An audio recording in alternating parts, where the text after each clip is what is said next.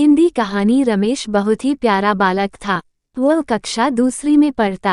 रमेश विद्यालय में स्वतंत्रता दिवस का राष्ट्रीय त्योहार मनाया जाने वाला था। रमेश बहुत उत्साहित था इस कार्यक्रम में भाग लेने के लिए। रमेश को उसकी कक्षा अध्यापिका ने स्वतंत्रता दिवस की परेड में भाग लेने के लिए बोला था। उसके हर्ष का कोई ठिकाना नहीं था। वह खुशी खुशी इस कार्यक्रम में शामिल होने के लिए तैयारियां करने लगा। स्वतंत्रता दिवस की होने वाली परेड में सभी साथियों के साथ पूर्वाभ्यास निरंतर करता रहा और अत्यंत उत्साह से भरा हुआ था। परेड वाले दिन जब वह स्कूल के लिए तैयार होने लगा तो रमेश ने अपने दादाजी को खोजा।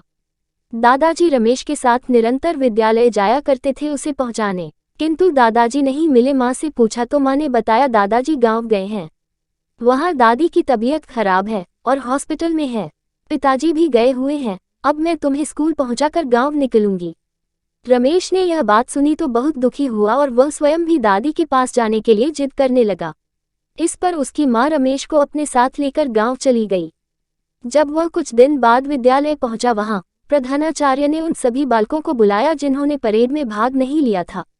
इस पर रमेश का नाम नहीं पुकारा गया। बाकी सभी विद्यार्थियों को उनके अभिभावक को लाने के लिए कहा गया। रमेश ने सोचा कि मेरा नाम प्रधानाचार्य ने नहीं बोला, लगता है वह भूल गए होंगे। रमेश प्रधानाचार्य के ऑफिस में गया और उसने प्रधानाचार्य से कहा कि मैं भी उस दिन परेड में नहीं आया था, मगर आपने मेरा नाम नहीं लिया, क्या मुझे भी अपने माता पिता को बुलाकर लाना है? रमेश के इस सरल स्वभाव को देखकर प्रधानाचार्य खुशी हुए और उन्होंने रमेश से बताया कि तुम्हारे माता पिता ने फ़ोन करके तुम्हारे स्कूल न आने का कारण मुझे पहले ही बता दिया था। तुम्हारी ईमानदारी से मुझे खुशी हुई। तुम अच्छे से पढ़ाई करो और अगली बार परेड में निश्चित रूप से भाग लेना। नैतिक शिक्षा, सदैव सत्य बोलना चाहिए और सत्य का साथ देना चाहिए। व्यक्ति का स्वभाव ही उस व्यक्ति का परिचय है। बच्चे की ईमानदारी पर एक लाइक और कमेंट, साथ ही चैनल को सब्सक्राइब करें।